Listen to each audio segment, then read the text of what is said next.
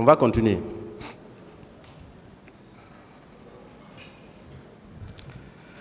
Une autre victime, il s'agit de Diallo Mamadou Siré. Le procès verbal date du 4 janvier 2013. Vous déclarez ceci. À la deuxième page, j'ai vu également le ministre Diaby qui nous a rejoint au service des urgences. Est-ce que le jour que vous êtes arrivé à Donka, vous êtes rentré aux urgences? Lorsque je suis arrivé à Donka, aux environs de 11h, 11h30 midi, là, j'ai pointé directement au service des urgences. Je ne suis même pas arrivé dans les salles d'hospitalisation. Cette partie Parce que civile, tous les blessés, tous les trucs étaient concentrés au service des urgences. cette partie civile était justement aux urgences. Elle déclare ceci. J'ai vu également le ministre Diaby qui nous a rejoints au service des urgences. Il nous a rendus responsables de ce qui était arrivé en nous disant que personne ne va nous soigner. Il a même donné un coup de pied à un jeune blessé. C'est le énième procès verbal qui vous pointe du doigt. Qu'est-ce que vous en pensez, mon colonel? Pas vrai, maître. Très bien. Ils viendront. Vous avez dit que vous n'avez pas constaté la présence d'un quelconque militaire à l'enceinte de l'hôpital. Non. Où se situe la pharmacie de l'hôpital Donka? Sur graphique. Où se situe la pharmacie? C'est à la rentrée? Maître, la pharmacie de Donka, j'ai quitté la fac il y a longtemps. Je ne sais pas où elle se situe dans l'ancienne de l'hôpital. Non, la pharmacie... J'étais ministre de la Santé. Écoutez, à l'hôpital Donka, est-ce qu'il n'y a pas une pharmacie? Il y a une pharmacie. Des produits, des Il y a une pharmacie hospitalière. Elle se situe à quel niveau là-bas? Là, je ne sais pas, dans l'ancienne de Donka. Franchement. Ce n'est pas la rentrée? Franchement, je ne sais pas. C'est le service des urgences qui est à la rentrée. Ça, je connais. D'accord. Très bien. Il a été rapporté ici et dans de nombreux procès-verbaux que cette pharmacie a été pillée par des militaires. Est-ce que vous étiez au courant de ça en tant que ministre de la Santé? Docteur Fatoussi, qui à l'époque directrice de Donka, m'en a pas parlé. Docteur Nyanko Lama, à l'époque DGA de Donka, m'en a pas parlé. Je ne suis pas informé, je n'ai pas été informé. Cela a été dit même dans les radios, mon colonel. Je n'ai pas été informé. Et en tant que premier responsable de ce département? Mais si le directeur de l'hôpital ne m'informe pas. Très bien. Le directeur national des établissements hospitaliers ne m'a pas dit. L'inspecteur général de la santé ne m'a pas dit. Il a également été rapporté ici et à travers aussi plusieurs procès-verbaux que des menaces ont été directement proférées contre les médecins qui s'occupent des malades. Est-ce que vous avez été informé? Non. Extraordinaire. Non. D'accord. Et on va changer un peu. Il y a combien de morgues dans notre pays, en tout cas à Conakry, à votre connaissance, pendant que vous étiez ministre? Non, pendant que j'étais ministre, il y en avait deux. Des hôpitaux, parce qu'il y a beaucoup de morgues. Parce que même dans les mosquées, on parle de... Non, pas des hôpitaux, des morgues. Est-ce qu'il y avait un... Moi, je ne connaissais que... Quand j'étais ministre, je ne connaissais que deux. La morgue de Donka et celle d'Ignace-Dine. Très bien. Est-ce que des corps ont été transportés au camp Samori, à votre connaissance? Franchement, je n'ai pas été informé. Ah bon? Non. Alors, je vais vous lire le procès verbal de témoin, déposition de témoin de M. Valentin Haba. Je ne sais pas si vous le connaissez. Le directeur national de la police à l'époque? Non, il était commissaire divisionnaire de police. Et il me semble qu'il était dans l'équipe de M. Kiebourou. Valentin Haba, que je connais, était le directeur national de la police. Ok, peut-être que c'est lui. Dans tous les cas, c'est Valentin, M. Valentin Haba. On dit ici qu'il est commissaire divisionnaire. Alors, dans son procès verbal de déposition de témoins en date du 18 décembre 2012, à la page 3, il dit ceci.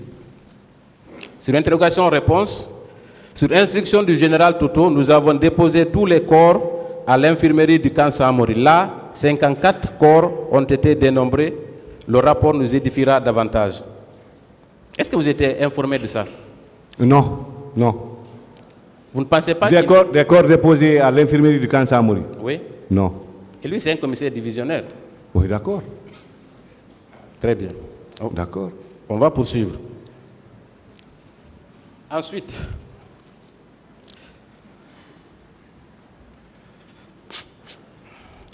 est-ce qu'au moment où vous étiez ministre de la Santé, pendant les événements du 28 septembre, est-ce que vous avez pris des dispositions pratiques pour préserver les corps qui ont été transportés dans les différentes morgues de Conakry?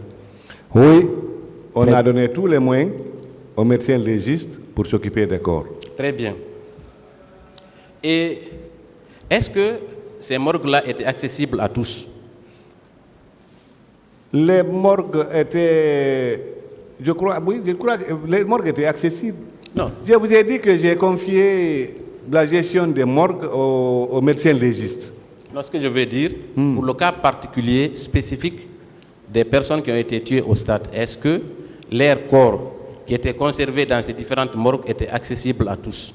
Bon, là, franchement, là, il faut qu'on demande au professeur Hassan Ba qui gérait Mais ces vous corps. ne pouvez pas toujours dire professeur Hassan, c'est vous le ministre, mon colonel. Mais, maître, j'ai commis quelqu'un à cette tâche-là. J'ai commis quelqu'un à cette tâche. Vous ne pouvez pas esquiver toutes les questions et rendre quelqu'un responsable. Assumez votre responsabilité, mon colonel. Maître, le professeur Hassan Ba, il est là.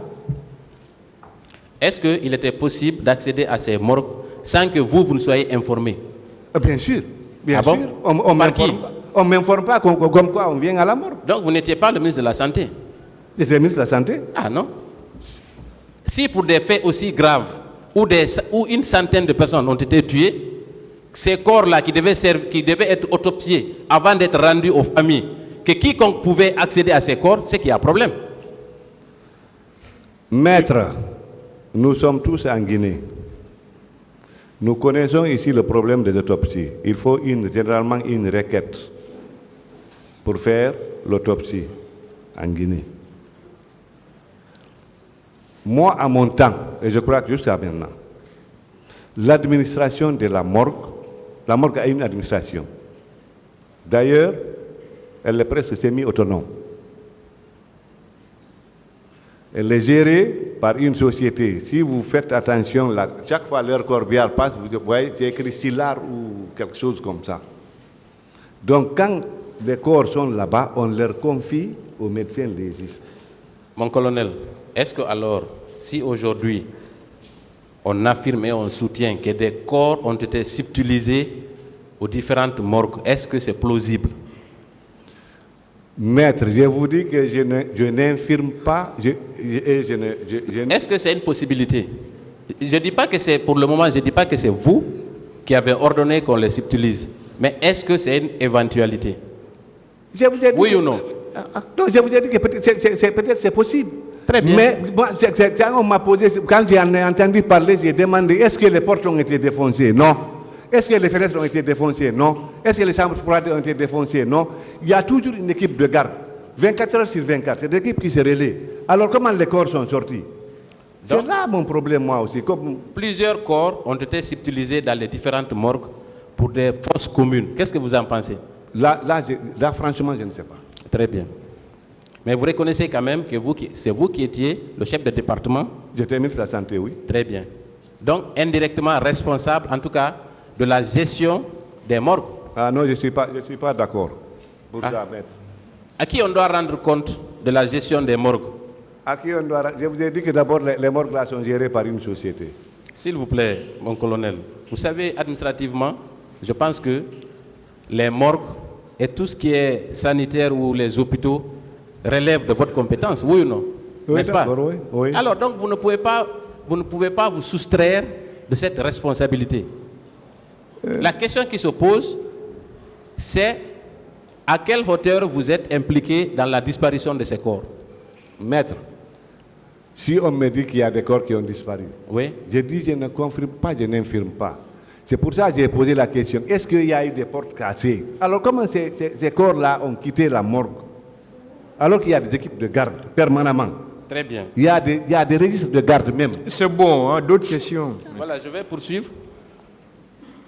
Est-ce qu'avant le 28 septembre, il y avait d'autres corps qui étaient conservés dans ces morgues? Est-ce que des familles ont eu accès à certains corps pendant cette période? Non, là, maître, là franchement, je ne sais pas. Je crois que donc vous n'étiez au courant de rien alors? Je crois que c'est une morgue, il y a toujours des corps. Mais... D'autres questions? Monsieur le Président, Je voudrais poursuivre sur... vous avez déclaré à l'une des questions du ministère public Monsieur Gabi, faites face au tribunal. que après le 28 septembre, c'est seulement le 30 que vous vous êtes rendu à Donka, n'est-ce pas? Après le 28 septembre, le 29 septembre, j'étais à Donka. C'est ce jour même que j'ai installé le comité de crise. Quand vous avez installé le comité de crise, est-ce que vous avez rencontré certaines personnes qui étaient blessées ou alitées dans cet hôpital? Oui, on est passé au 4e étage en service neurochirurgie avec les trucs, avec le comité de crise. Est-ce que ce n'est pas à cette occasion que vous avez proféré des injures et donné des coups de pied à certains patients? Non, non, maître. Déjà, ils sont hospitalisés. Je suis médecin, je suis clinicien. Et puis, je ne suis pas seul. Je suis avec des professeurs qui m'ont enseigné. Je ne peux pas insulter des malades. Mon éducation ne me permet pas, même, en dehors même de mon métier. Au 30 septembre, vous vous êtes rendu à l'hôpital Donka en compagnie, semble-t-il, si je ne m'abuse, du président Dadis et, je crois, de M. Blaise Compaoré. Est-ce que c'est exact? Bon, oui, oui. Et au cours de cette visite, vous avez mis en scène une des victimes, n'est-ce pas? Nous avons mis en scène une des victimes. Est-ce que ce n'était pas une mise en scène? Une mise en scène d'une des victimes? Oui. Ah non. Alors pourquoi vous avez accepté que cette victime dise, et le médecin qui avait été interviewé, que tous ceux qui sont morts étaient de la bousculade? Pourquoi? Quoi? Pardon, maître? Il avait été dit au cours de cet entretien, en tout cas le reportage qui est passé à la RTG, que ceux qui sont morts au stade l'ont été parce qu'il y avait une bousculade. C'est moi qui l'ai dit, qui ai dit ça, pardon, je m'excuse, je ne dois pas vous poser de questions, mais je n'ai pas bien... Mais ça a été dit par celui que vous avez interrogé. Mais moi, je ne suis pas journaliste pour interroger quelqu'un, maître. Non. Le patient qui était dans la salle, à l'une des questions du journaliste, a dit que d'abord ils étaient bien traités, ça c'était une mise en scène, même si elle est insidieuse, et ensuite que ceux qui sont morts au stade l'ont été du fait d'une bousculade. Pourquoi vous avez accepté que de telles informations soient portées à la connaissance du public? Maître, quand le journaliste pose une question au malade, que c'est le ministre de la Santé Est-ce que le but de cette visite n'était pas de dissimuler ce qui s'était réellement passé? Bon, moi je crois que non. Moi, comme j'ai vu l'ampleur des dégâts, j'ai tenu à ce que le président même vienne voir. D'abord, c'est reste pour me sécuriser par rapport au montant que je lui ai demandé pour la prise en charge de ces malades. Ensuite, il y avait le président Compaoré qui était le facilitateur. Il fallait que je présente les malades. Est-ce que quand les caméras sont parties, quand vous avez fini votre tour de lit avec les caméras, est-ce que vous n'avez pas été interpellé par un patient hors caméra? Moi, non. Je vais vous lire son procès verbal d'audition. Un des patients a déclaré ceci.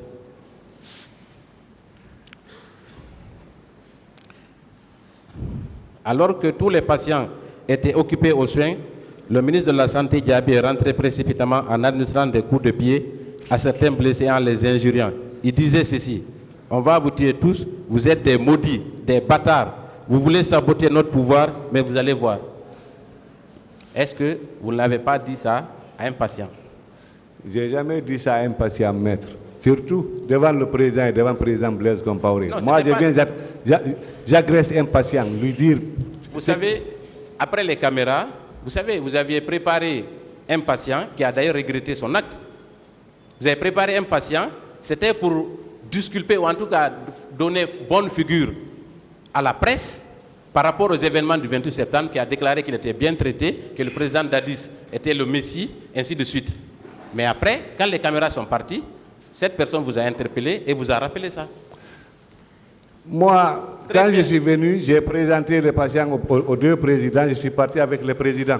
D'accord, on va continuer. Je ne peux pas attendre les caméras, je suis avec deux présidents. On va quitter l'hôpital Donka pour aller au camp, camp Alpha Yaya Diallo. Est-ce qu'au niveau du camp Alpha Yaya Diallo, vous n'avez pas remarqué qu'il y avait des camions remplis de corps? Non. Non. Et puis moi, je venais rarement au camp Alpha Yaya. Non, je ne vous ai pas dit que vous partez tous les jours là-bas. Ah, je n'ai pas vu. Le 28 septembre, vous êtes rendu combien de fois au camp? Le 28 septembre, je me suis rendu 2 fois au camp. quand je venais pour prendre compte au président Dadis, et je suis allé au ministère, et vers 20h, je suis remonté avec le devis. Très bien.